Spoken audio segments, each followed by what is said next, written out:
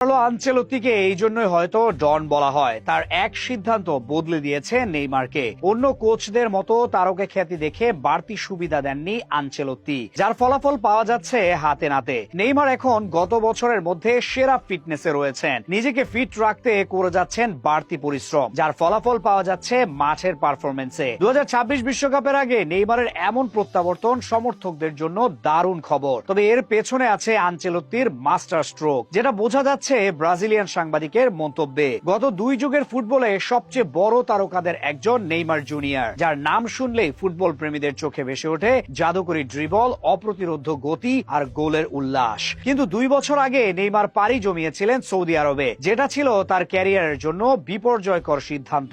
Football বিশ্বের সেরা তারকা সৌদি আরব গিয়ে খেলতেই পারেননি। ইনজুরির কারণে প্রায় পুরো সময় ছিলেন মাঠের বাইরে। অনেকে তার ক্যারিয়ারের শেষ দেখেছিলেন। তবে এখন কামব্যাকের যাত্রা শুরু করেছেন নেইমার। ব্রাজিলিয়ান তারকা এখন পুরোপুরি ফিট। মাঠের খেলায় দেখা যাচ্ছে সেরা পারফরমেন্স। সান্তোসের হয়ে একটানা 6 ম্যাচে তিনি 90 মিনিট মাঠে ছিলেন, যেটা গত 3 বছরে সর্বোচ্চ।